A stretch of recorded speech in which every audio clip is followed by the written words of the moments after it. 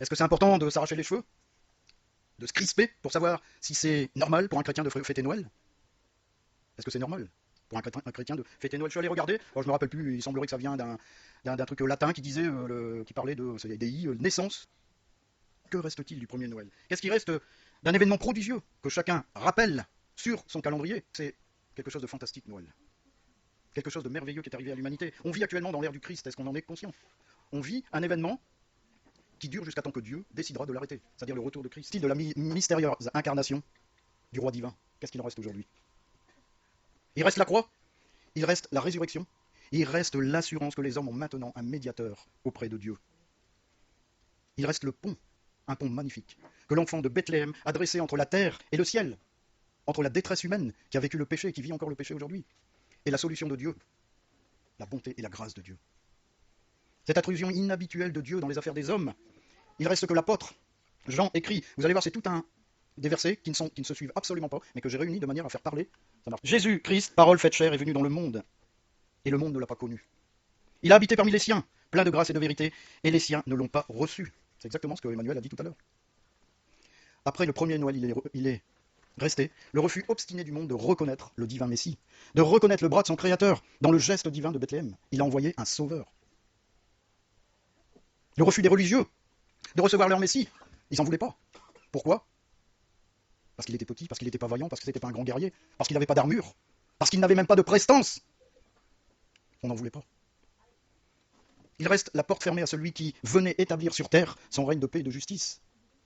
Car seul Jésus-Christ est capable d'établir la paix et la justice sur cette terre. La Bible déclare que Dieu a fixé un jour où il jugera le monde, selon la justice par l'homme que Dieu a désigné, Jésus-Christ lui-même. Ça marche toujours pas. Ainsi donc, acte 17, versets 29 à 31, ainsi donc, étant la race de Dieu, nous ne devons pas croire que la divinité soit semblable à de l'or, à de l'argent ou de la pierre. Elle ne ressemble pas aux richesses du monde. Sculptée par l'art et l'industrie de l'homme, elle ne provient pas de l'homme. Dieu, sans tenir compte des temps d'ignorance, annonce maintenant à tous les hommes, en tout lieu, qu'ils aient à se repentir. Parce qu'il a fixé un jour où il jugera le monde selon la justice par l'homme qu'il a désigné, ce dont il a donné à tous une preuve certaine en le ressuscitant des morts. C'est ça le message de Noël. C'est ça, mes bien-aimés. Aujourd'hui, un sauveur est né. Et quand on dit sauveur, c'est qu'il sauve celui qui se tourne vers lui. Il le guérit de la maladie du péché. Et il l'emmène avec lui, jusqu'à la fin des temps, dans l'éternité, avec la gloire de Dieu. Mais les contemporains de Jésus ne voulaient pas en entendre parler. Ils ont préféré César. Ils ont préféré Pilate. Les hommes de tous les temps, les religieux. Et même ceux qui n'ont pas de religion, croient qu'ils pourront créer eux-mêmes un temps de paix, un monde de justice, de paix et d'égalité sociale. Merci beaucoup. C'est gentil. Que Dieu y mette sa main, c'est pas pour leur déplaire. S'ils pouvaient faire quelques miracles, ça c'est bien. Mais qu'ils soient présents ou qu'ils soient pas présents, ils vont tenter eux-mêmes de créer un monde de justice, un monde de paix et de gloire. Que Dieu soit là ou soit pas là, on va tenter. Et bien sûr, ils vont se ramasser. Et la somme des prétentions de ces hommes et du monde, ben la Bible en parle. Elle en parle dans Daniel, mais elle en parle également dans les épîtres, au travers de l'Antichrist. Exactement ce que Emmanuel a parlé tout à l'heure. Vous savez, celui qui va se mettre à la place de Dieu, sur le trône de Dieu, voulant remplacer Dieu. Je dis bien voulant. Vas-y, tu peux appuyer. 2 Thessaloniciens, chapitre 2, versets 3 et 4. Que personne ne vous séduise d'aucune manière, car il faut que l'apostasie soit arrivée auparavant. L'apostasie, c'est dans les églises. L'abandon de Dieu dans nos églises. C'est pas les mondes extérieurs. C'est dans nos églises. L'abandon de Dieu soit arrivé auparavant et qu'on ait vu paraître l'homme du péché, le fils de la rébellion et de la perdition, l'adversaire qui s'élève au-dessus de tout ce qu'on appelle Dieu et de ce qu'on adore, jusqu'à s'asseoir dans le temple de Dieu. Vous êtes le temple de Dieu. Est-ce qu'il s'est assis dans vos vies, l'Antichrist? On est en train de fêter la fête du divin sauveur. Est-ce que l'Antichrist s'est assis dans vos vies?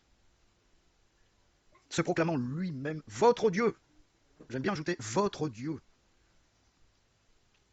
Dans sa prière à Dieu, Jésus disait, non pas ce que je veux, mais ce que tu veux. Aujourd'hui, l'homme, consciemment ou inconsciemment, dit non pas ce que tu veux, mais ce que nous voulons.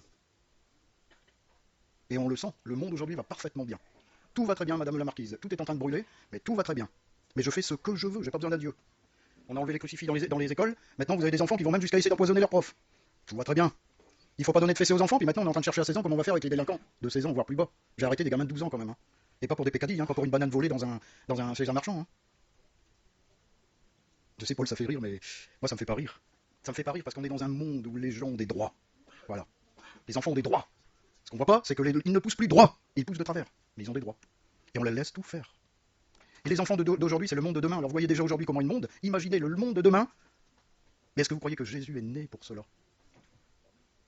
Est-ce qu'il est né pour cela? Est-ce qu'il est né pour voir cette dépravation, cette dégradation du monde? Pas du tout. Il est né pour amener sa justice. Alors vous avez souvent les nations, ceux du monde moderne qui dirigent, qui aimeraient bien avoir aussi quelqu'un qui vient et qui règle le problème par voie d'arbitrage. Vous savez, pendant des conflits, on l'a vu, on le voit d'ailleurs avec le dernier entre Israël et le Hamas, vous avez plein de dirigeants politiques, le président de la République, le nôtre d'ailleurs, qui est allé voir et tenter de mettre la paix. Ça n'a jamais fonctionné. Le problème, il est de taille, c'est de trouver quelqu'un qui soit impartial, qui soit juste et droit. Dans le monde, il y a plein de gens qui sont justes et droits. Même nos ministres, ils sont poursuivis pour extorsion de fonds. Et c'est eux qui nous commandent. Les plus lucides, parce qu'il y en a quand même, gloire à Dieu, les plus lucides des politiciens, ils trouvent qu'on ne peut plus rien faire. Et ils démissionnent. D'autres inventent quelque chose de nouveau, quelque chose qui va fonctionner. Et malheureusement, ils ne peuvent pas le réaliser, parce que c'est impossible. L'enfant de Bethléem est venu pour être lui-même l'arbitre de ce monde, en amenant sa justice, sa droiture et sa paix. Vas-y, tu peux appuyer. Un arbitre qui ne prononcerait pas sur un oui-dire et qui jugerait avec équité et droiture. Puis un rameau sortira, en Ésaïe chapitre 11, verset 1-4, puis un rameau sortira du tronc d'Isaïe, et un rocheton naîtra de ses racines. L'esprit de l'Éternel reposera sur lui, esprit de sagesse et d'intelligence, esprit de conseil et de force, esprit de connaissance et de crainte de l'Éternel. Il respirera la crainte de l'Éternel. Ça, c'est ce que le monde ne connaît plus aujourd'hui. C'est ce que beaucoup dans nos églises ne connaissent plus aujourd'hui, la crainte de l'Éternel. Personne n'a conscience de la crainte de l'Éternel. On vient à l'église et on oublie cette crainte qui peut donner une magnifique prédication. Il ne jugera point sur l'apparence, il ne prononcera point sur un oui-dire, mais il jugera les pauvres avec équité, et il prononcera avec droiture sur les malheureux de la terre. Il frappera la terre de sa parole comme d'une verge, et du souffle de ses lèvres, il fera mourir le méchant. Mais comme a dit Emmanuel, après le premier Noël, les hommes ont préféré les ténèbres à la lumière. Ils n'en ont pas voulu. Il reste donc que le monde, et on le voit bien, est sous la puissance du malin aujourd'hui. Le monde est tordu par le péché. Le monde est tordu par tout ce que le malin a mis en place pour éloigner Dieu de la pensée humaine. Pourtant, il reste partout le symbole de la croix. Regardez dans notre région, les crucifix, il y en a partout. C'est le symbole du rejet formel de Dieu par la créature, par l'homme que Dieu a créé. Mais est-ce que c'est ça que nous avons à répondre ce matin? Est-ce que c'est cette réponse qu'on doit donner aujourd'hui? Est-ce qu'on doit dire que les ténèbres demeureront éternellement sur cette terre? Ça serait triste, vous ne trouvez pas? Ça serait vraiment un message pessimiste? Est-ce que j'ai le droit de vous laisser aujourd'hui sur un message pareil? Ben non. Béni soit Dieu. Non. Et je l'ai dit tout à l'heure.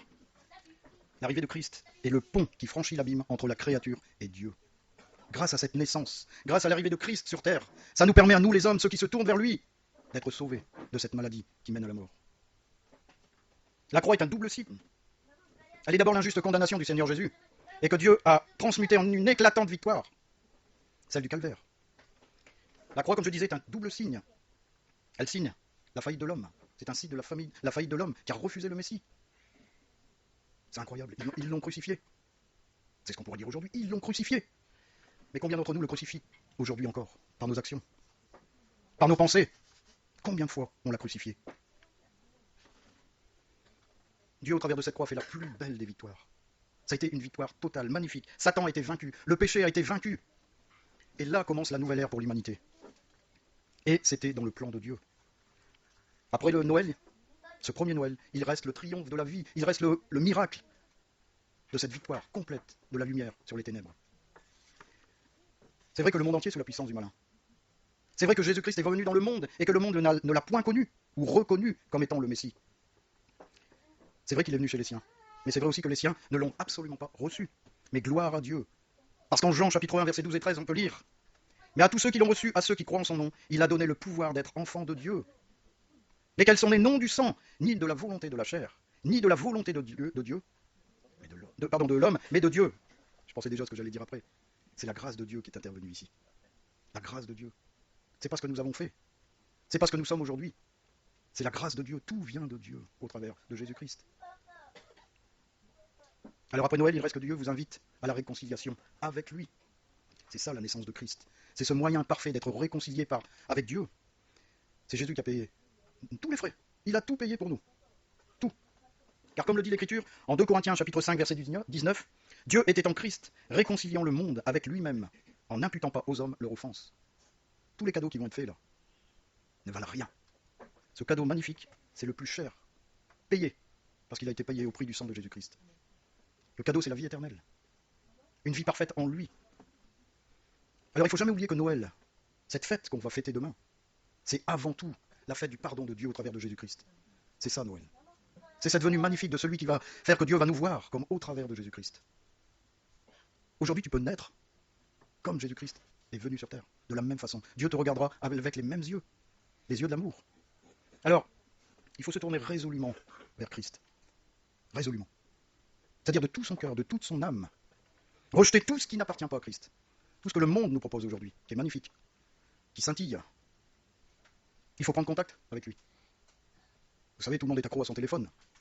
Vous ouvrez la parole, c'est un magnifique téléphone qui va vous emmener à parler, à converser avec Dieu. Parce que Dieu va converser avec vous au travers de sa parole. Il va vous emmener là où il doit vous emmener. Et parfois, c'est dans des endroits puants, des endroits sales de notre vie. Et il va vous poser une question. Que veux-tu que je te fasse? Mais avant, il faut savoir reconnaître sa misère spirituelle, même si on est chrétien depuis des années. On peut être parfois de misérables chrétiens. Chrétiens quand même, mais de misérables chrétiens. Quelle que soit notre position devant lui, il reste pour nous aujourd'hui que Dieu est notre joie de vivre. Il reste aujourd'hui que Dieu nous donne la joie du pardon. Je ne sais pas si vous avez vécu cette expérience. Vos péchés enlevés de votre vie. Vous savez, cette impression de grandir. Mais de grandir tellement il n'y a plus de poids, il n'y a plus rien du tout sur vos épaules. Le fardeau emmené par Jésus-Christ. Est-ce que vous avez vécu cette expérience dans votre vie? Si vous n'avez pas vécu cette expérience, ça ne sert à rien de fêter Noël. Rien du tout. Il est urgent de se tourner vers le Seigneur de l'univers. Vers Christ lui-même, qui est notre sauveur à chacun. Et vous savez, il nous donne quelque chose de un bien magnifique, son esprit. Cet esprit qui nous permet de marcher aujourd'hui selon la parole de Dieu. C'est pas le fait de venir à l'église. C'est pas le fait d'avoir mis peut-être dans sa maison une crèche. C'est pas le fait d'ouvrir la parole de Dieu, parce que je dois lire mon chapitre aujourd'hui. Mais c'est le fait de l'avoir reconnu comme notre divin sauveur. Et de dire aujourd'hui, ma vie ne m'appartient plus. Mais elle t'appartient. La mort m'est un gain, dit Paul. La mort m'est un gain. Est-ce que j'accepte de mourir pour Jésus aujourd'hui? Est-ce que vous pensez que quand Jésus est mort, il ne savait pas déjà pourquoi il était venu sur terre, pardon, pas quand il est mort, mais quand il est né? Est-ce que vous pensez qu'il ne savait pas déjà pourquoi il venait? Il le savait parfaitement. Il savait parfaitement ce qui allait se passer, mais il voulait emmener avec lui un maximum de personnes avant d'être crucifié. Et gloire à Dieu que l'œuvre, quand vous lisez Actes, ça y allait par 3000, 5000 personnes qui se convertissaient. Alors le message de Noël, c'est ça aujourd'hui. C'est, comme je disais, que le fait de se tourner vers Dieu, le fait de recevoir vraiment ce divin sauveur, c'est commencer aujourd'hui une nouvelle vie. Vous voyez la page blanche que j'ai montrée tout à l'heure. C'est de dire tout ce qui est derrière, je l'efface. Enfin, on l'efface même pas, c'est Dieu qui l'efface. Aujourd'hui commence une nouvelle page, une nouvelle vie en Christ. En Hébreux 4, verset 7, Dieu fixe de nouveau un jour aujourd'hui en disant dans David, si longtemps après, comme il est dit plus haut, aujourd'hui si vous entendez sa voix, n'endurcissez pas votre cœur. Si ce matin Jésus est venu vous parler, que ce soit dans la présentation, dans les chants, dans les prières, s'il est venu vous parler, n'endurcis pas ton cœur, ne ferme pas tes oreilles, ne ferme pas ta bouche. Parle, expose, dis. Emmanuel l'a très bien dit, quand on écrit une lettre d'amour, salut, comment vas-tu? Non, c'est pas ça. C'est Seigneur Jésus, je t'aime. Je t'aime, oh Seigneur. Je sais que tu as donné ta vie pour moi. Je sais qu'au moment où tu es venu sur terre, tu savais pertinemment ce qui allait se passer. Et aujourd'hui, je veux te recevoir comme mon sauveur et mon Seigneur. C'est ça notre prière ce matin. Alors, il me reste à vous souhaiter un joyeux Noël, mais en Christ. Amen.